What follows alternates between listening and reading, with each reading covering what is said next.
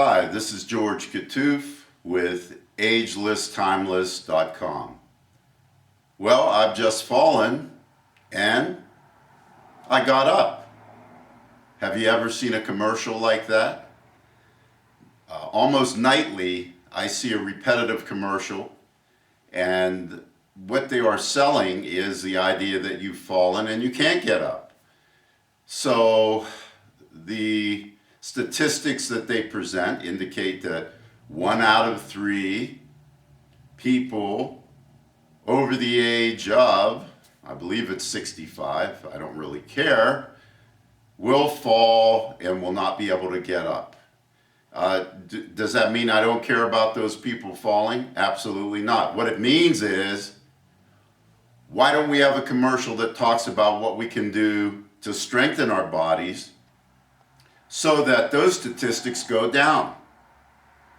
And what's interesting is, what they're selling is the idea of getting on a chair that will take you up a flight of stairs, or having an elevator that will take you up to the next floor. For people that need that, we are blessed with those technologies, and that's wonderful. So please don't get the impression that I'm being condescending towards that. But again, that being said, what are we doing to strengthen our bodies so that we don't have those statistics? If you don't walk up steps, if you choose always to take the path of least resistance, your body's not going to respond. Your proprioceptive skills will diminish. Your neuromuscular skills and strength will lessen. And before you know it, you won't be able to walk up steps. I understand sometimes it can be painful, particularly if you have issues with your knees or your joints. And as always, you need to consult your physician with those kind of things. But taking the path of least resistance will likely lead you to the point where you have sarcopenia, you lose your muscle mass, you atrophy, and it's going to be very difficult to ever get that back. So if you're younger and you're watching this, the point is, keep moving. And if you're older and you haven't been taking the steps, start doing that. Okay, with that being said, what I just did with the roll fall had to do with balance.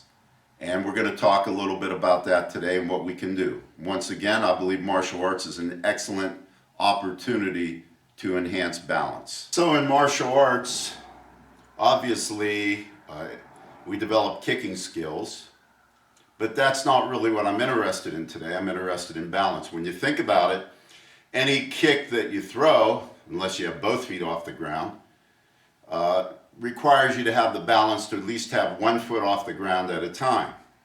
So probably the first thing that we need to consider is just lifting the leg up. And if this seems too rudimentary to you, bear with it. So if I'm here, turn your hips a little bit to the front, bring your knee upward, and then put it back down. Turn your hips to the front, see how I'm rotating. I'm here, I'm rotating my hips. Now bring your knee upward and put it back down. Rotate, up, and bring it back down. And notice I try to put it back to where it started. So I've got my right leg back, I put it back there. Switch to the left side, turning your hips, bring your knee up, put it back where it came from. Turn, hips aligned, up and back. Turn, I've got my left foot back, up, and then back. It's pretty simple, pretty rudimentary, as I mentioned earlier. So that movement can lead us into just doing a gentle kick. I'm not looking for snapping movements that are going to stress the knees or that are going to put you in the category of a martial artist or a fighter. Just looking at the idea of being able to balance, and what we just did, just bringing the knee up, think about it. Unless you're the type of person that does Tai Chi or yoga or something in that realm, you may not be doing even these kind of balancing actions. So now if I have my right leg back, I can turn my hips, bring my knee up, but this time, bring my leg out. Turn, toes pulled up, and back.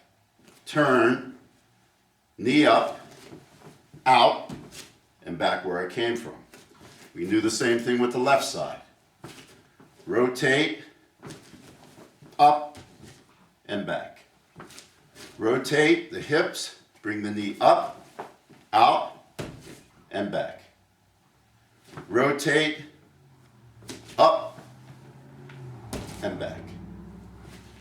Very simple, but also the type of thing that we need to do to continue to operate properly and be mechanically inclined to be able to perform the things we need to do with our bodies.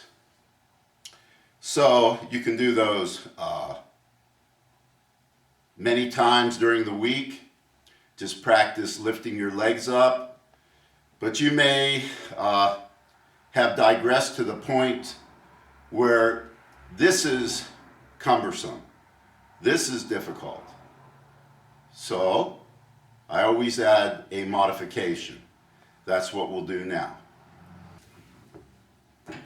So perhaps you require the modification that we talked about. Simple. Get a folding chair of some type or something that you can lean onto that's stable, and just practice shifting your weight a bit. You don't even have to be in the stance with the right leg back. You can just simply lift the knee up, hold it, bring it out, back up, and down. And if you don't want to bring the leg out, just bring the knee up and hold it there for a count.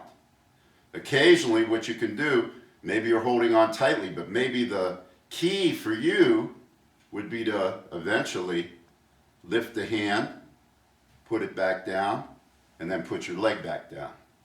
That way you're starting to balance on one foot, but you're doing it safely. And I would always suggest having an open area and making sure that you have something like I do, a mat, that will protect you in the event that you have an issue.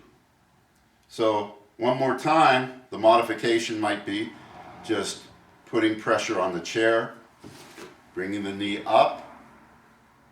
You can choose to put your leg out, bringing it back.